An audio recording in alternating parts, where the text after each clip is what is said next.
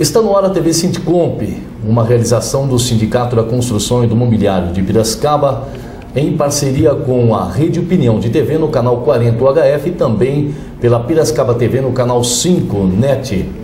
O objetivo deste programa é levar até você todas as informações do Sindicato da Construção e também do Mobiliário, bem como as notícias sobre os fatos que acontecem na construção civil, através do nosso presidente Milton Costa e de toda a diretoria da entidade. Presidente Milton Costa, é um prazer recebê-lo aqui nos estúdios da TV. Seja muito bem-vindo. Eu agradeço a oportunidade, de poder estar podendo divulgar aí para a sociedade, para a categoria, todos os nossos projetos, o nosso trabalho. Presidente, nós começamos já a nossa primeira pergunta de hoje na questão do desaquecimento que tivemos no setor da construção civil devido à crise ocorrida na indústria. Em se falando da construção civil, quais são as expectativas para este ano de 2015? Veja bem, nós temos uma expectativa um pouco turbulenta em relação a alguns segmentos do setor da construção civil. Para quem presta serviço na indústria, com certeza a consequência dessa crise foi direta. E tem alguns respingos que acabam indo para o imobiliário também, Porque quem consome, quem compra casa ou então constrói, é quem de fato muitas vezes está ligado a esse segmento de trabalho. E ele perdendo esse posto de trabalho acaba gerando essa dificuldade econômica. E acaba sendo mais prejudicado no setor também. Tanto no setor quanto também na questão do retorno, que hoje nós temos uma demanda grande de oferta e aí a procura começou a se diminuir. Ok. Presidente Milton Costa, em se falando do setor da construção, recentemente ganhou uma ação o Sindicato da Construção e do Mobiliário, onde a reclamante, a senhora Maria da Conceição Silva, ela nem expectativa tinha mais de receber esta ação e também ela não estava mais ativa na empresa, que é a empresa Som d'Água. Vamos ver a matéria e depois nós faremos um comentário com o presidente sobre este assunto. O Sindicato da Construção Civil de Piracicaba, em uma ação de cumprimento da Convenção Coletiva de Trabalho, contra uma empresa que deixou de pagar verbas rescisórias para seus funcionários há 10 anos, ganhou a causa e já teve as primeiras indenizações a serem pagas. O departamento jurídico do sindicato, através de suas advogadas, atuou de maneira firme e incansável durante todo esse tempo para que esses direitos fossem garantidos por parte da Justiça Trabalhista. Dona Maria faz parte, de uma ação que foi ajuizada em 2004, Então, assim, defendeu o direito de todos os trabalhadores daquela empresa. A gente dá o atendimento aqui no sindicato para os trabalhadores às terças e quintas-feiras, Então, todo trabalhador que tiver com algum problema, alguma dúvida, que precisar de orientação, não é só o processo, Cálculos, todo tipo de atendimento é feito aqui às terças e quintas. E uma das primeiras a serem beneficiadas pela ação do sindicato, Dona Maria da Conceição Silva, que já recebeu sua indenização, fala de sua alegria por ter seus direitos defendidos e pela confiança que deposita no trabalho do Sindicato da Construção Civil de Piracicaba. Trabalhei quase que 5 anos ali na Som d'Água e quando fui dispensada, tudo certo, fui dispensada, tive minha rescisão e tudo bem. Só que o tempo passou e eu jamais soube que o sindicato estava movendo uma ação contra esta empresa para que eu recebesse todos os meus direitos. Presidente, valeu a pena essa luta, mesmo sem expectativa da reclamante e mesmo ela não estando mais ativa na Som d'Água? Veja bem, o sistema sindical e a necessidade do trabalhador em conhecer e saber dos seus direitos, nós temos às vezes um período muito curto de contato. Às vezes é 5 minutos na frente da fábrica para entregar um jornal e muitas vezes o trabalhador acaba não conhecendo todo o desenvolvimento, toda a dificuldade que muitas vezes as entidades têm em resolver alguns tipos de problema. Que quando se trata de justiça, tem o tempo da justiça. Mas o importante é o êxito em dizer que o setor jurídico da entidade tem tido várias conquistas em relação aos direitos desses trabalhadores que acabam muitas vezes não sendo concedidos no momento correto, e isso que nos dá força, que nos motiva a cada vez mais trabalhar com esse processo de problema alheio. Para nós foi também uma questão maravilhosa ela poder querer vir falar e dar o depoimento, que não foi nenhum pedido nosso para ela mesmo que nos procurou para fazer essa questão e dar essa declaração, para que a sociedade, as pessoas que dependem de trabalho e têm que ter relação com o movimento sindical, comecem a acreditar mais e cobrar mais, porque o resultado existe. A justiça pode ser cega, pode ser lenta, mas ela é justa. Muito bem. Nós temos acompanhado as ações do Sindicato da Construção Civil e, dentre várias ações, tem também o projeto Construção do Saber, que é realizado em parceria com o Comitê Permanente Regional de Piracicaba. Presidente, primeiro parabenizá-lo pela iniciativa, porque além da construção civil se preocupar tanto com a parte da mão de obra dos trabalhadores, se preocupar também com a família dos trabalhadores, na questão de salários e outros encargos e subsídios, tem esta preocupação importante na questão da alfabetização, onde o Sindicomp faz em parceria com o Comitê Permanente Regional de Piracicaba e qualifica os funcionários do setor com o selo CPR. Eu gostaria que o senhor falasse sobre as principais dificuldades encontradas nesses projetos. Para ser objetivo, foi um projeto audacioso, né? Nós tivemos o apoio do setor patronal, nós temos aqui a ASCOP, Associação das Construtoras de Piracicaba, no qual aceitou o desafio da gente fazer a pesquisa. Estamos se dizendo muito sobre mão de obra desqualificada, falta de profissional adequado para o serviço, e como a gente vai sanar esse gargalo. E aí eu senti com o Ricardo Craide e falei para ele: Ricardo, vamos fazer uma pesquisa do nível de alfabetização que nós temos na categoria e responsabilidade com a tecnologia e a oportunidade para o nosso trabalhador, no qual foi, dentro dessa pesquisa, identificado 70% de semi-analfabetismo na construção civil. E aí a preocupação, Marcelo. E aí nós tínhamos dois caminhos: ou tomar uma atitude para tentar resgatar isso, ou então cobrar do poder público. O que a gente teve como iniciativa? Criar um projeto junto ao governo municipal para que a gente não tivesse custo na operacionalidade da questão do professor, do material didático, do lanche, questão toda. O poder público abraçou o projeto conjunto a gente, né? E conseguimos ter o professor à disposição, o material didático, o lanche, e as empresas trazerem os trabalhadores para fazer a formação. Em 2012, quando a gente iniciou, nós começamos com 26 trabalhadores e terminamos com 8. E aí você me pergunta dos principais desafios. O desafio não é a alfabetizar, é o medo do trabalhador, a dificuldade do trabalhador em voltar para a academia escolar por ter ficado muito tempo, ou por muitas vezes achar que ele não vai conseguir acompanhar.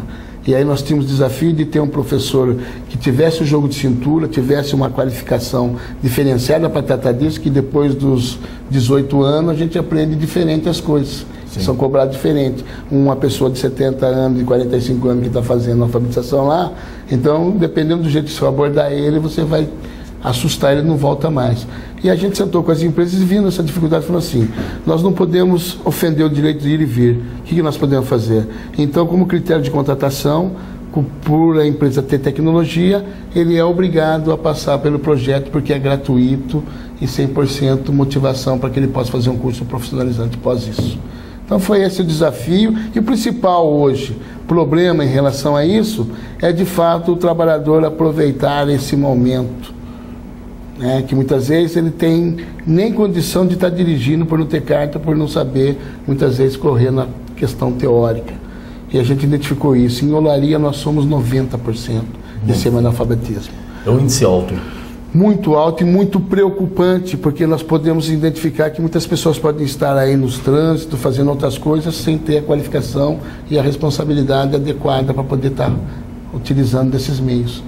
Então a gente está preocupado com isso, por isso que a gente deu essa oportunidade através do Construção do Saber, e a gente acredita que nós vamos ter êxito, porque em um início é um projeto bastante arrojado, mas nós temos o apoio do governo, temos do governo municipal, o apoio dos empresários, e nós, trabalhadores, estamos fazendo a lição de casa, que nas assembleias nós estamos cobrando essa contrapartida do trabalhador.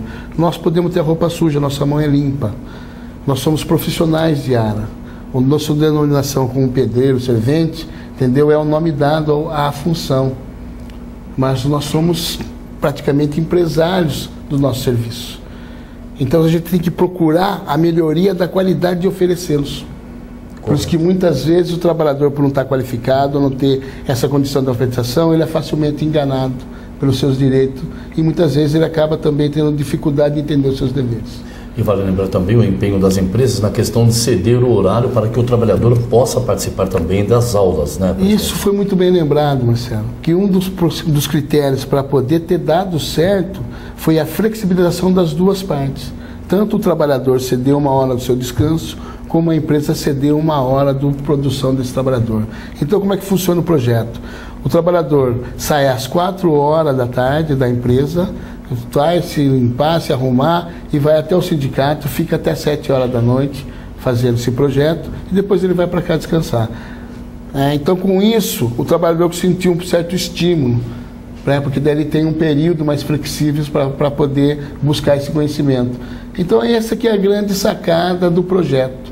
É a questão da flexibilização dele e a obrigação que a empresa faça com que ele comece a buscar conhecimento para operar a tecnologia que está à disposição da construção civil hoje também. Que nós já temos robô que está sentando tijolo. Nós temos máquina que está fazendo reboco. Então a tecnologia ela vai para todo o segmento. Nós tivemos em 2013 um lamentável acidente no anel viário, onde houve vítimas fatais. Nós vamos para um breve intervalo e na volta o presidente vai fazer um comentário sobre a situação atual de tudo que ocorreu em 2013.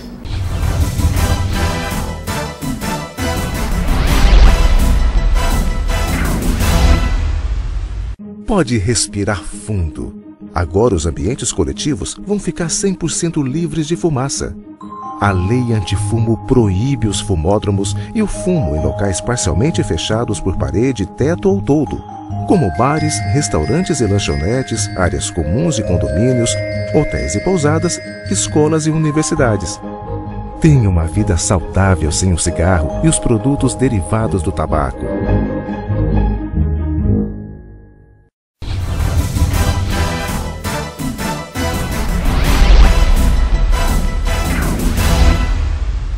Já estamos de volta com a TV Sindicomp em parceria com a Rede Opinião de TV no canal 40 HF e também pela Piracicaba TV no canal 5 NET.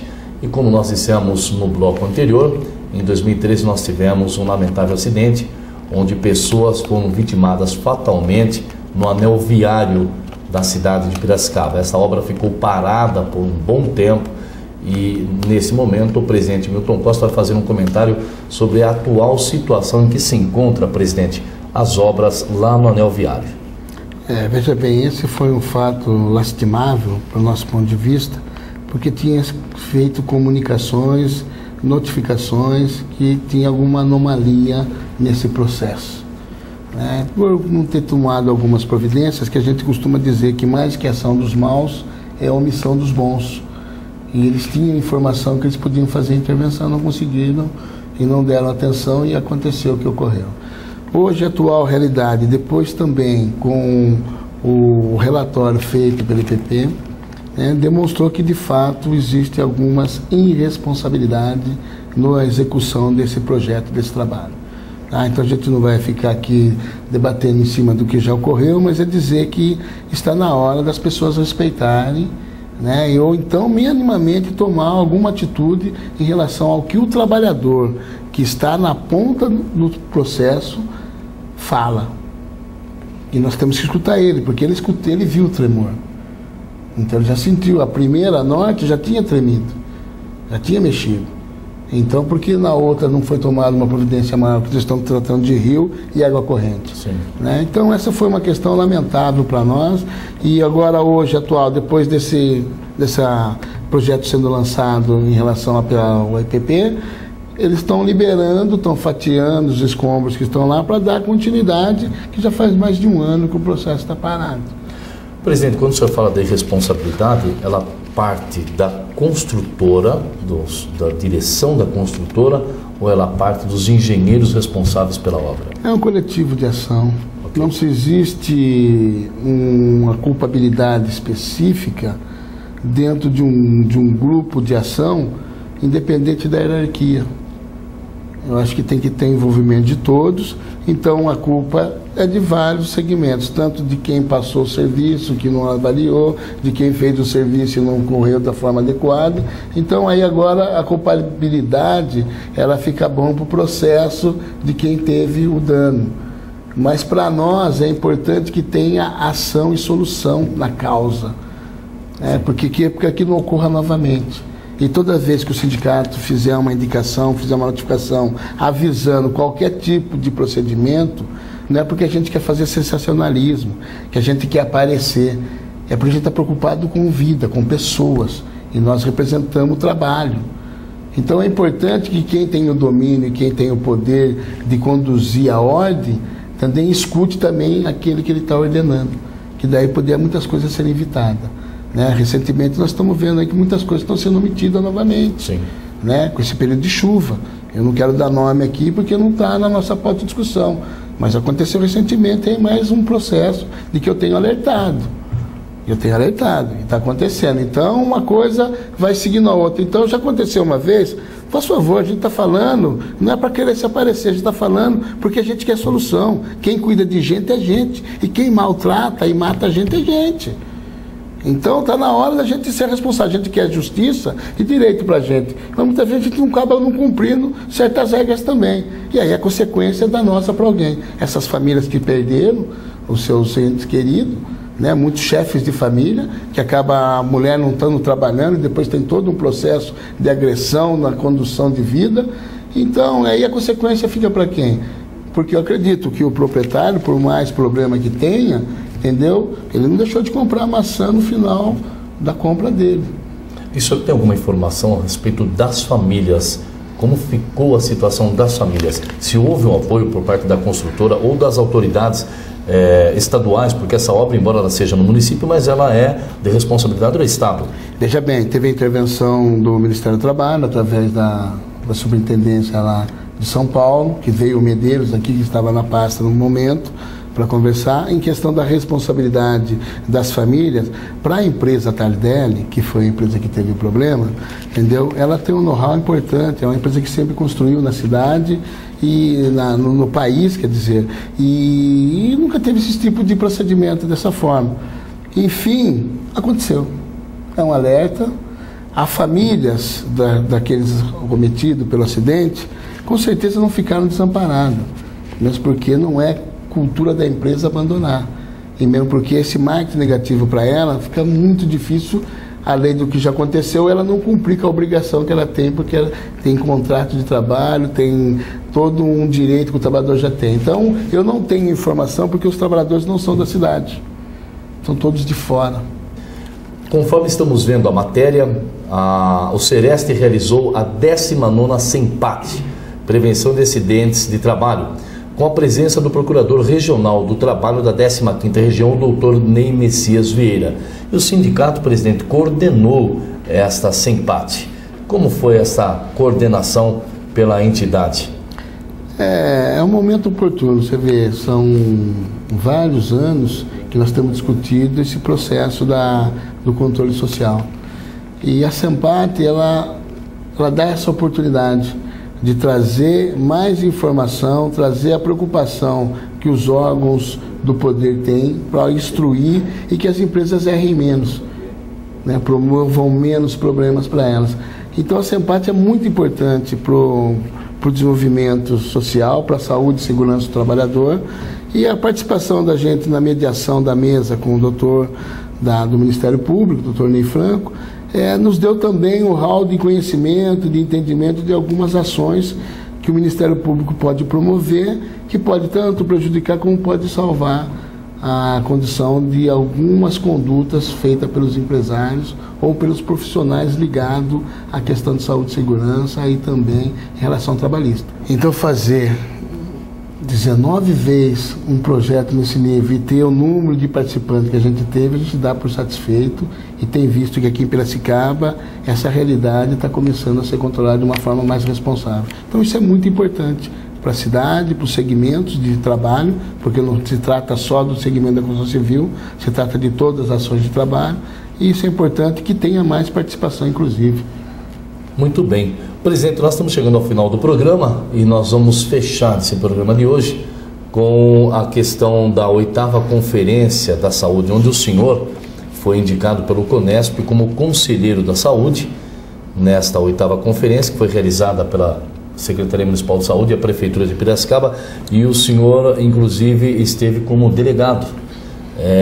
Eu gostaria que o senhor fizesse um resumo, uma abordagem desta sua importante participação na conferência. A gente conhece muito pouco sobre alguns segmentos, sobre algumas ordens.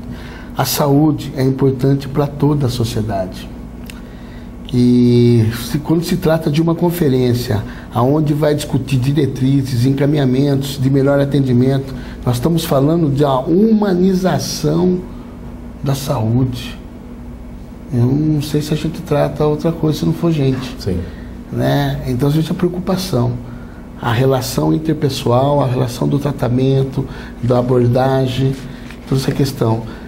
E é muito importante essa conferência, né? Porque onde você pode ir lá votar, falar sua opinião, tanto quem é delegado credenciado, quem não é, também tem a ouvidoria, toda essa questão. E eu achei muito importante, mas eu tenho uma preocupação muito grande em relação a isso, pela falta da participação da sociedade. E aí vai os líderes de bairro, de comunidade, questão toda, e é importante que não só deleguem a esses líderes a presença, a participação, é que vá junto, para poder também conhecer um pouco mais, porque depois quando a gente repassa a informação, nem sempre é com a mesma precisão, ou então a interpretação sua vai ser da mesma forma, de tirar dúvida comigo, sendo que você tem lá os profissionais adequados para fazer isso, em relação ao atendimento. Então a nossa preocupação nesse sentido é uma participação mais efetiva da sociedade e do controle social, né? Só tinha nós, inclusive, representando a parte dos trabalhadores, também é outra preocupação, e todo segmento de trabalho necessita da saúde. Então, para que a 9ª conferência, que ela seja mais populosa, que a sociedade se preocupe um pouco mais, porque depois não adianta reclamar de governo, não adianta reclamar de que a saúde vai mal, não está nem lá no momento certo para discutir, para resolver, e aí a gente acaba tendo que engolir certos procedimentos, certas situações que muitas vezes não coincidem com a realidade do imposto que a gente paga. Essa grande ausência da população na questão de participarem dessa Conferência da Saúde, o senhor atribui a alguma causa? Olha, de divulgação não foi falta, né? Eu atribuo um pouco falta de interesse, porque reclamar é fácil, discutir o processo para funcionar que é um pouco mais difícil. Então é desinteresse social, né? Não dá só para culpar um lado, nós temos que também fazer a nossa parte, que é não só pagar o imposto, é cobrar também o retorno. E se ele não funciona, nós não somos sozinhos, nós somos uma comunidade e uma sociedade. E se tiver organizado, eu quero ver coisa que não funciona com a sociedade organizada. Muito bem, presidente, foi um prazer recebê-lo aqui nos estúdios da nossa emissora, e eu quero finalizar esse programa pedindo permissão para ele para usar o jargão que ele sempre usa: quem quer faz, quem não quer arruma problema, é isso? Seria mais ou menos essa finalização da pergunta que você me fez em relação a atribuir ao que a responsabilidade social. Correto. Gente, depende da gente. Vamos fazer a nossa parte. Quem quer faz, quem não quer cria problema. E todos os problemas têm solução, desde que tenha uma boa vontade. Aonde tem uma boa vontade tem um caminho, Marcelo. Aonde tem duas boas vontades tem dois caminhos. Então, onde tem vários caminhos, paz na terra aos homens de boa vontade. Então, depende da gente para as coisas funcionar. Quem quer ser médico, estuda para ser médico. Quem quer ser trabalhador... Muito obrigado pela sua participação, e nós nos encontraremos no próximo programa, que será apresentado aqui pela Rede Opinião de TV e também pela Piracicaba TV no canal 5 da NET. Até o nosso próximo encontro.